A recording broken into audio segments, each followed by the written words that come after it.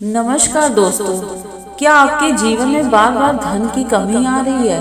क्या लाख कोशिशों के बावजूद लक्ष्मी कृपा नहीं हो रही?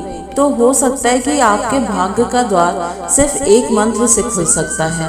प्रिय भक्तों, आज हम आपको बताने जा रहे हैं एक ऐसे दिव्य यंत्र और स्रोत के बारे में जिसे स्वयं आदि शंकराचार्य ने रचा था, कनकधारा स्रोत। यह ना तो किसी जटिल विधि की मांग करता है, ना ही किसी विशेष माला या तांत्रिक अनुष्ठान की। यह तो मात्र एक बार श्रद्धा से पढ़ा जाए या फिर सुना जाए तो भी अपार धन की वर्षा करा सकता है। इस वीडियो में जानिए कनकधारा यंत्र की अद्भुत शक्ति और स्रोत का हिंदी अर्थ, ताकि आप भी अनुभव कर सके उस चमत्कार को जो आज भी असंख्य लोगों की किस्मत बदल रहा है। वीडियो को अंत तक जरूर देखें, क्योंकि हम आपको बताएंगे वह विशेष तरीका जिससे कनकधारा यंत्र को घर लाकर आप स्थायी लक्ष्मी प्राप्ति के मार्ग पर बढ़ सकते हैं। तो तैयार हो जाइए एक ऐसी दिव्य यात्रा पर चलने के लिए जो आपके जीवन की आर्थिक दिशा ही बदल सकती है। अपार धन प्राप्ति और धन संचय के लिए कनकधारा स्रोत का पाठ करने से या सुनने से चमत्कारिक रूप से लाभ प्राप्त होता है। जैसे भ्रमरी अतकिले कुसुमों से अलंकृत तमाल तरु का आश्रय लेती है, उसी प्रकार जो प्रकाश श्री हरि के रोमांच से सुशोभित श्री अंगों पर निरंतर पड़ता रहता है तथा जिसमें संपूर्ण ऐश्वर्य का निवास है, संपूर्ण मंगलों की अधिष्ठात्री देवी भगवती महालक्ष्मी का वह कटाक्ष मेरे लिए मंगलदायी हो। जैसे भ्रमरी महान कमल दल पर मंडराती रहती है, उसी प्रकार जो श्री हरि के मुखारविंद की ओर बराबर प्रेम पूर्वक जाती है और लज्जा के कारण लौट आती है, समुद्र कन्या लक्ष्मी की वह मनोहर मुक्त दृष्टिमाला मुझे धन संपत्ति प्रदान करे। जो संपूर्ण देवताओं के अधिपति इंद्र के पद का वैभव विलास देने में समर्थ है, मधुहंता श्री हरि को भी अधिकाधिक आनंद प्रदान करने वाली है तथा जो नील कमल के भीतरी भाग के समान मनोहर जान पड़ती है, उन लक्ष्मी जी अत खुले नेत्रों की दृष्टि क्षण भर के लिए मुझ पर थोड़ी सी अवश्य पड़े। शेषशाही भगवान विष्णु की धर्म पत्नी श्री लक्ष्मी जी के नेत्र हमें ऐश्वर्य प्रदान करने वाले हों, जिनकी पुतली और बरौनियां अनंग के वशीभूत हों, अतखुले किंतु साथ ही निर्निमेष नैनों से देखने वाले आनंद कंद श्री मुकुंद को अपने निकट पाकर कुछ तिरछी हो जाती है। जो भगवान मधुसूदन के कौस्तुभ मणिमंडित वक्ष स्थल में इंद्र नीलमयी हारावली सी सुशोभित होती हैं और उनके भी मन में प्रेम का संचार करने वाली हैं, वह कमल गुंज वासनी कमला की कटाक्ष माला मेरा कल्याण करे। जैसे मेघों की घटा में बिजली चमकती है, उसी प्रकार जो कैटभ शत्रु श्री विष्णु के काली मेघ माला के श्याम सुंदर वक्ष स्थल पर प्रकाशित होती है, जिन्होंने अपने आविर्भाव से भृगु वंश को आनंदित किया है तथा जो समस्त लोगों की जननी है, उन भगवती लक्ष्मी की पूजनीय मूर्ति मुझे कल्याण प्रदान करे। समुद्र कन्या कमला की वह मंद अलस मंथर और अर्धोन्मिली दृष्टि, जिसके प्रभाव से कामदेव ने मंगलमय भगवान मधुसूदन के हृदय में प्रथम बार स्थान प्राप्त किया था, यहाँ मुझ पर पड़े।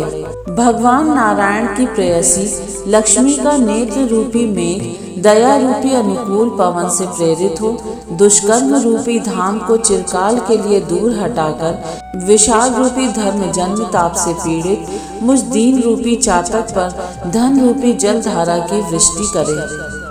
विशिष्ट बुद्धि वाले मनुष्य जिनके प्रीति पात्र होकर जिस दया दृष्टि के प्रभाव से स्वर्ग पद को सहज ही प्राप्त कर लेते हैं, पद्यासना पद्या की वह विकसित कमल गर्भ के समान कांतिमय दृष्टि मुझे मनोवांछित पुष्टि प्रदान करे। जो सृष्टि लीला के समय वाग देवता के रूप में विराजमान होती है तथा प्रलय लीला के काल में शाकंभरी अथवा चंद्रशेखर वल्लभा पार्वती के रूप में अवस्थित होती है, त्रिभुवन की एकमात्र पिता भगवान नारायण की उन नित्य यौवना प्रेयसी श्री लक्ष्मी जी को नमस्कार है।